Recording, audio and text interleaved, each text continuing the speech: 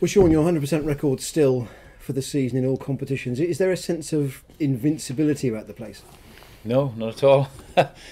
Certainly moments during the Doncaster game a couple of weeks ago in the rain, and at half time we weren't executing, and then Nottingham were really pushing us all the way last week in a difficult away fixture. So no sense of that. We keep working on our game. The only time we want to be invincible is in the 4 games at the end of the season. That's all that counts. And to that end then, are you still rotating to keep people fresh and to keep everybody sharp so that performance level can stay as high as you want it? Yeah, absolutely. I mean, we've got games in the Championship, in the B&I Cup and the A-League. So we have an opportunity with our squad to look at combinations, build some combinations, but also rest some players and take it just a touch longer with some injuries. So there's still that sort of ability to play around a touch without wanting to tinker too much. But I think after perhaps the Plymouth game, we'll start focusing in on a certain amount of consistency.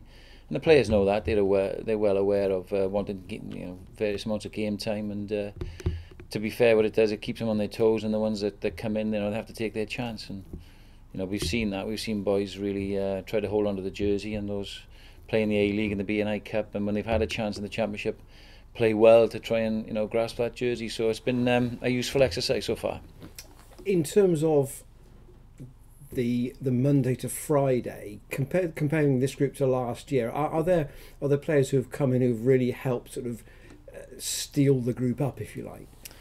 Well, the players have come in are good players, so they've improved the ability of the squad. They are by and large leaders. They've played international rugby, a lot of them, so they're experienced, and that's what we were lacking.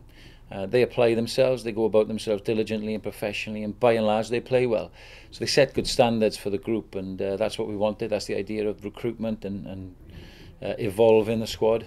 So I know Andy's talked before about an evolution or a revolution, and that's very much the case, and it's the case in our game, because new players coming have to reintegrate to a new way of playing, a new system, and it takes a bit of time. But fortunately, we've built some momentum, and those players have added to that. They've added value, and we're delighted with them. And it's raised the bar in terms of some of the other players in the squad. You've brought a young prop in, an Argentine as well. What's he going to add? Well, hopefully a bit of youth and exuberance and quality. That he caps at international level. He's played at the highest level, so as a young man in the front row position, that's reasonably unique. I think we've waited, we've been patient. The boys that are there have done a really good job, but we've waited to replace Hobbo. We've been one down, if you like, because our squad catered for the fact of having Jason. We haven't had him, and the boys have done really well there. So it's time to have a look at Mateus. He's got 2 months on trial with us, and hopefully his quality will shine through. Also, injury-wise today, looks you've got a clutch actually available for the weekend who have been out. Skirving, Rennie, and Dwayne's all right as well. It ebbs and flows for the season. Injuries, we're used to it. You get thunderbolts like losing Dwayne after 10 minutes wasn't ideal, but it was a good decision to bring him off. And that's when you have some strength in depth, when you have good players around, you can do that. You can take sensible decisions, and it was a sensible decision to bring him off. And the same with Chris Brooker at half time. He hadn't been 100%, but we made a decision at half time that he didn't continue, and Rhys Lawrence did a great job in the second half. So it's things like that with a stronger squad you're able to do. It's nice to have some boys back in training. Ross Rennie, looking good in training this week, and the thing with Skirves was he had a jaw injury, so he's been able to do a lot of conditioning. Looks in good nick anyway. So yeah, it ebbs and flows, but the season ebbs and flows as well, because we go into a period of B&I Cup rounds, 3 games after this one, and so the squad will rotate slightly again. We'll see. You saw a lot of Rotherham last year, and I think on the right side every time. Yeah, I think we were, weren't we? Yeah, I think so. 6 out of 6. Yeah, it was. Yeah. Thankfully, it didn't do us any good in the end, did it? But. No, the good side, real good side. They were an excellent side last year and got off to a real shotgun start. They played Ealing Trailfinders twice in the first month and rattled up some confidence and some points. But their style of play last year was excellent, and they had a first-class goal kicker. but they've lost a core of that successful team. Some real good players, you know, Macron and Sanderson in the second row, Cecchino. They've now lost Roberts in the centre to Leicester Tigers, and that will hurt them. But they still, looking at them, are reasonably successful this year. They are gaining wins, albeit not in the fashion they were last year. So, yeah, it'll be good to see them again, good to play them. But, you know, quite honestly, we've just focused on ourselves as usual. We're at home.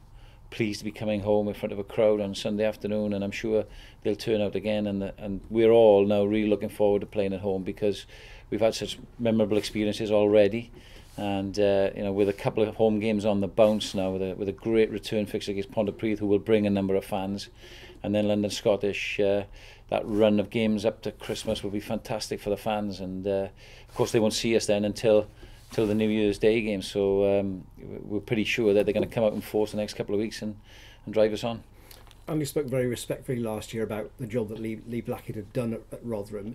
Do you sense that their threat mightn't be quite as cutting edge this time, though? I honestly doubt it. I think they'll be as prepared as they were last year. It's just whether they got the quality to cope with us. I mean, you know, we're dominating possession and territory in the games that we're playing. We're probably not getting the rub of the green from some of our set piece close to the line. You know, we're averaging 5-6 line outs close to the line, within 5 and 8 metres, and we're getting penalties, we're getting yellow cards, we're getting the odd try, but we're not really seeing the rewards that we would like. So we'll be there again on Sunday a number of times, and it's whether or not Rotherham can cope with the pressure we exert. And likewise, we'll be in our own 22 for a period, and we'll see how good our defence has been, because it's been really, really good of late.